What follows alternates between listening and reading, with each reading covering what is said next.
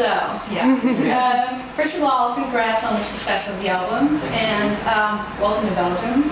Have you seen a bit of Belgium today? I've seen a lot of Brussels because last time I came here, do you know that huge tower?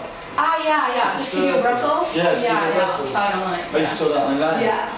So I spent so much time up there kind of staring out. Cool. So I saw the layout, but obviously I haven't really, when you're on tour, really romantic idea of kind of really breathing the culture, obviously it's difficult to do that. But this is the second time we've focused on last time we were on there. Yeah. Last time I was there. That's a shame. Okay, well, I prepared some questions for you. And I want to ask you a question about the latest video for the song Girls. Yeah. Well, in the beginning, you're making a kind of a statement about the video. You don't want it to be too poppy. It has to be in black and white. Yeah. And I did see like your explanation for it. You wrote it in the newsletter. But why did you feel like it was that necessary to make a statement about it? Like, why did you feel like it had to be in the video and not just like let it pass and ignore the comments about it? Well, it didn't really. It wasn't a resentful reaction. It wasn't an attack at all. It's not even that satirical enough for it to be like an attack. It was because you've got to remember that we live this band. This band is everything that we are. So when it comes to the way that we present ourselves, obviously people's opinions are so subjective. It's not that it necessarily influences us, but we're very interested in it. And we kind of became obsessed with the idea of the way that people perceive bands. Yeah. It wasn't necessarily worried about it. We were just fascinated as to why people are believe that they have so much understanding of the way it works when they really, really don't. Because the band that we're playing in the video, I suppose, is a million miles away from what I And music videos, our lives are so ridiculous now. Like in the UK and America especially, we've gone from nobody to like little kind of like pop stars, and it's ridiculous. It is ridiculous. Music videos are ridiculous. When you're making them, you're never like lost in it. You're always aware that you're making a music video. So I think everybody thinks that they know us so well, but I think it's nice to do kind of unexpected things. Yeah, cool. Okay, I really like the video, by the way. It's fun. Okay, next question. So, it's no secret that some of your newer fans heard about you, like the 1975, through Harry Styles' tweet. Sorry if I'm bringing that up again. Well, it's just an intro to my real question. Like, do you believe that the internet is beneficial to creating a following, and are there any drawbacks? Like, for example, because the internet is saturated with seemingly infinite amount of content, so how do you make yourself stand out in a world that has so much content flowing non-stop? And would it be wrong to say that that tweet made you stand out a bit more? It's refreshing to hear a nice question, well put for a start, so I'll say that. It's a good question. I think, well, there's a split idea there with my answer to that, because of course that tweet opened us up on a very, very formulaic, normal kind of social media level of a famous person tweeting. That opened us up to a lot of fans in the simple way of, loads of kids go, who's that? Which is interesting because to answer your first question, which is how do you make yourself stand out in a world where accessibility is paramount and it's all about getting everybody to know you well. What we did is we just juxtaposed the idea of what the internet is. We realised very early on that when you hear about something and you can't find out about it on the internet, that's really exciting now. That wasn't the case 5 years ago, but now it's really a refreshing idea. So we knew that our songs would create a certain level of excitement, and we just wanted to leave it at that. So all we did in the early days was have one black and white video with nothing else, like no Twitter, no anything, and let people discover it, because the idea of desire, the idea of wanting to obtain something is so much stronger than the feeling of actually obtaining something. Because you get over that. You don't really get over the one that got away, or that kind of idea. So it was pretty much playing the internet at its own game. That's what you do. You have to be confident in yourself and not push yourself, not be annoying. Because people on the internet are annoying, aren't they? That's what it is, really. It's don't be annoying. You want to be cool. Yeah. You have to be as cool as you are in person on the internet. It's difficult to do that if you're trying to get attention. You just have to wait for the world to catch up, I suppose. Yeah. Well, how did that feel for you then when you saw that tweet and everything kind of exploded, right? I mean, it made you more popular than before. Did you see it as a good thing, or like as a band, did you want to have more time to grow before that happened? Well, no. In regards to the sense of our evolution as people or as a band, we've got enough confidence anyway because we've been doing it for 10 years. Yeah. So the fact that we've been doing it for 10 years kind of provides us with enough confidence in the creative process. I don't know how I feel about it. I think my insecurities and my neuroses, which don't normally come out, came out quite heavily in an interview I did with The Guardian with a friend of mine who's a journalist. Okay. And I didn't mean to express so much, and didn't realise it was going to be such a big piece, but it was kind of my whole personality laid bare, and I'm a bit, I don't know. I don't want to be the resentful pop star. I don't want to be the guy who's living the dream, doing everything he's always wanted to do, but I genuinely don't know what it all means. I don't know what it means. It feels like this year, like we were a band, we got courted by all the major labels, like 2011, they said, you don't know who you want to be. And then we said, well, we'll just do it ourselves. And with every decision we've made, we've kind of been proven right, not in an arrogant way. Look where I am, you know, we're on an indie label, and we're this new established band. And that's only because of decisions we've made that we've carried out. So I kind of feel like I am living this dream. Everything I seem to do seems to project us forwards.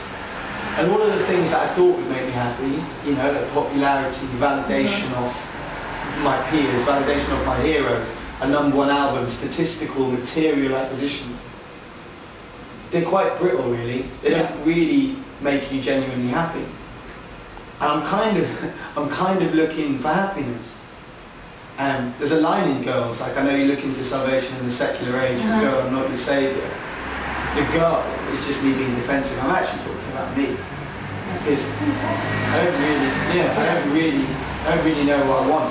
So, but that might be your age now, because you're like in a state where you're trying to figure out. I think I am, but you've got to remember also, that is so amplified by my position in what is now pop culture, you know, like, I seem to be not only, I'll be honest with you, because you guys seem intelligent, I don't normally talk on a certain level, but like you have to, like, because I don't want to come across as arrogant, certain people would mistake it, but it's obvious that I've now become this kind of figure of sexual desire amongst young teenage girls, for whatever reason, that is the case.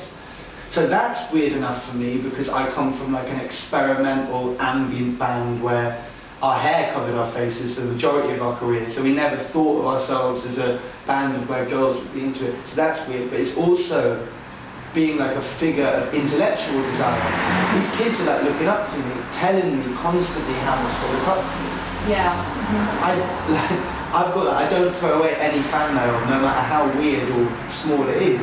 And I've had to buy luggage to carry it. So now I don't even have emotional baggage. I have physical baggage of other people's emotions. It's a hard thing to take for a 24-year-old person, especially someone who's so like neurotic and insecure, and that's kind of dictated throughout our album. And so I don't know how I feel. I don't know how I feel about the internet. I think it's a weird place. I think it's dangerous. I think people like us, we grew up in a world where it wasn't everything. Now it is everything, and it's created this kind of fake social dialogue where kids, like children, believe that they're really connecting with each other, when they're not. It's not real, it's not like a human thing. And the amount of kids, their first question to me is, will you follow me on Twitter? Will you follow me on Twitter? As if that kind of digital code is like a real validation. Like I've said to kids, like, no, like remember this moment, that I've met you now, this is what you wanted. Like, I don't understand it, and I don't want kids to grow up like thinking that kind of thing really matters, because it doesn't. I don't want to be complicit in the idea that it does either. But it's difficult not to, because you don't want to ostracize kids, you don't want to tell them to fuck off. So, what do you do? I don't know. Yeah, I know. No, Thank you for that answer. Next one. Okay. Sorry, are you even recording this? Yeah, I'm Oh, recording. okay. You're not going to remember a lot of it. No, not at all. The whole video doesn't Yeah, that's why I'm recording. Predictions and the lyrics and the sound, like an upbeat sound and sad lyrics. And to me, like the 1975, why I fell in love with you guys is that it's something I've never heard before, and there's not really someone out there to compare you to. So how do you feel about that, and how did you manage to create such a unique sound? What's the secret to the band, the 1975? Is English your second language? No. Is it your first language? No. Is it your third? Well, What language? Yeah. Where do you speak? French? No, Dutch. Well, it's Flemish. Flemish. You speak Flemish? Yeah. Well, then in school we learned French as a second language and then English and German. Wow. I'm so jealous. I'm not jealous really actually because I've never tried to be bilingual, but it's so impressive with your grasp of the English language. It's amazing. Yeah. No, it's cool. It's just really cool. Well, I mean, we grow up with it, so I know, you it's have to so do annoying. it in school. It makes So. me Yeah, but you're very good. I'm not that good as you. It makes us feel ignorant, you know, because I think there should be something that's more. When you're a kid, you're a kid. You're not. Yeah. Sorry, we're not even talking about it. That's okay. I'm just saying, like, I wish that when I was a kid, people were like, no, it's important. It's really important to speak other languages. Anyway, so your question was about, it was a... Sorry about that. This is part 2.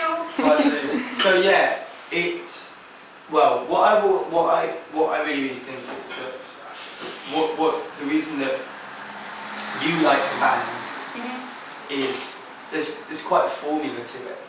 I think that's one of the things that people in the music industry, especially people who aren't working in the creative side, they don't like the idea of formula, of understanding how to make...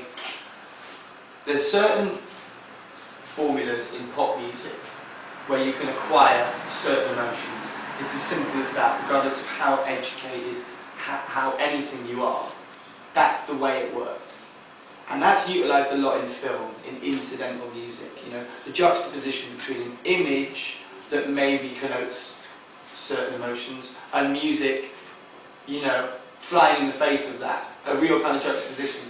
Now if you apply that in kind of like pop music, that's kind of what we have. I suppose that what I always say is my perfect song would sound musically like I Want to Dance with Somebody by Whitney Houston, but convey the message and the kind of conviction of a song by maybe like Leonard Cohen, you know, that composite of ideas, like a music that makes you innately feel good, gives you, it relies on pop sensibilities and makes you feel good, and yeah, it gives you that kind of life-affirming feel, juxtaposed with a narrative that provokes you to be really introspective and think about things and think about life. And I think it's a really nice idea, and that's something that subconsciously started happening with that band, and then became a real theme. Yeah, okay.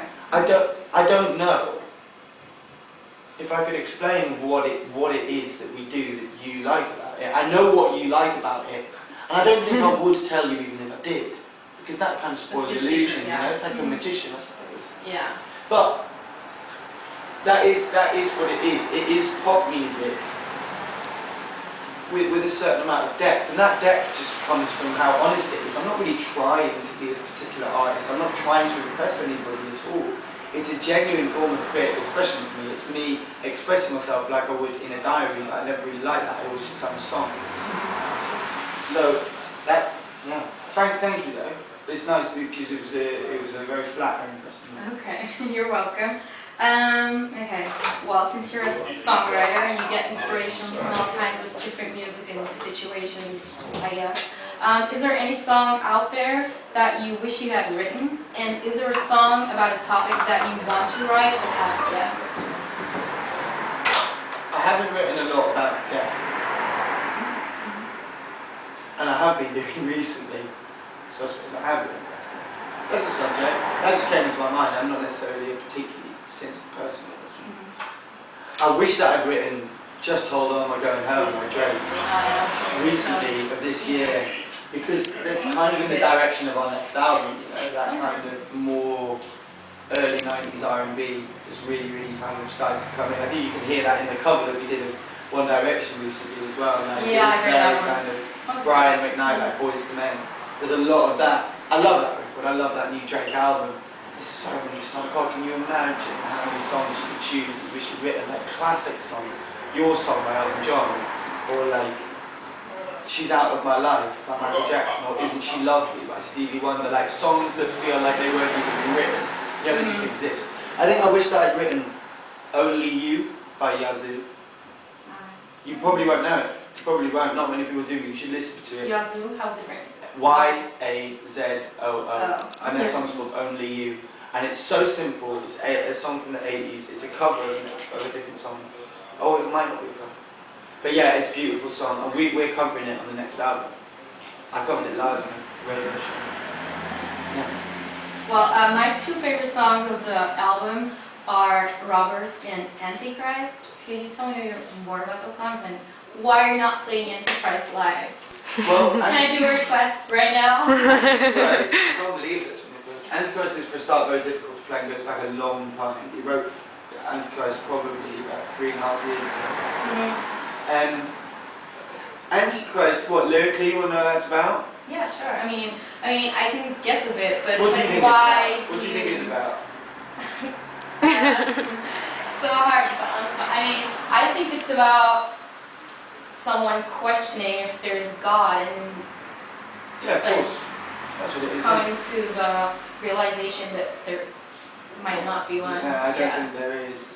It's about that and about my relationship with my mother, yeah. And the duality between that and what you see, you know, the pantheonic relationship you have with your mother and your kid. Yeah, I think that was my coming of age as an atheist. I think I was probably about 19, 20 as well when I wrote that, and I'm very stern about it. Well, that's what spoke to me. Yeah, exactly. I don't believe in a God either. I mean, I'm fine with people that do. Yeah, exactly. This is the thing. I don't think I'd write that song now because I was very polemic and I'm very much, and it's coming from a very atheist point of view, quite an angry perspective. And a question, a song that provokes an answer. It's not rhetorical, really. You know, the chorus is it the same for you? But yeah, I think now, in regards to faith, you know, I envy the faithful. That's what the line is. Criminals and liars, keep them in your cell is a privilege of mine. You know, like if you're in a Brazilian jail and you say, Jesus Christ is all I've got, you can have him. Because I'm privileged not to need faith. I don't need faith. So I do feel privileged in the fact that I've managed to find my salvation through love, relationships, and humanity, and the understanding of silence. But a lot of people don't have those opportunities, don't have the opportunities to grow like that. So I think if I was to write from a more atheist perspective now, it would probably be a bit more open, and probably a bit more questioning my own views, as opposed to you wrong. Yeah. But yeah, so that's gone. And Robbers was just a dream that I had. I was obsessed with True Romance, the movie. The two totally different worlds as well, like the EPs and the albums. The album's like an 80s movie, the EPs are totally different. But yeah, so I fell asleep and I had this really dramatic dream about a kind of Bonnie and Clyde situation where this girl was so excited, so turned on by her boyfriend, her bank robbing boyfriend, you know, Natural Born Killer star. Yeah. And they just go on a rampage. And it became this whole metaphor for the relationship that I was in. It's quite a sad song, but it's nice. Yeah, I like you look so cool at the ending. Yeah. Well, when you say like everybody's dead. I really like that part. I really love that. Because everyone's dead. And there's blood everywhere. Yeah. Can I ask a question about the lyric? Is it actually at the end? Is like, baby, you look so cool or so cool? Cool. Okay. She looks at him and she's covered in blood, and everyone's dead, and she says he looks so cool. That I was like, what is it? Because like, could be. Yeah, it's my accent, but yeah, it's cool. You look so cool. Okay. Well, last question is, if you could choose one lyric to describe yourself, what would it be? It could be one of your own lyrics or from another band. Oh my god, that's such a good question that I should be prepared for.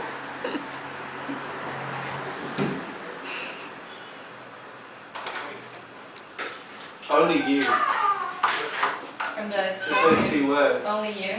Sums up so perfectly.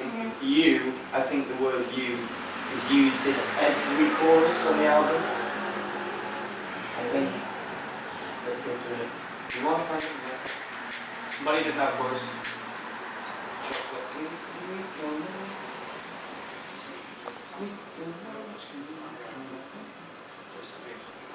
No. Not every chorus? Not every chorus. But you is probably the most It's common. probably in every song. Maybe not in chorus, but Oh, it's definitely in every song. Well, because it's all conversation. But yeah, there's that, and then yeah, I just think that it's very minimal. Yeah, those two words are my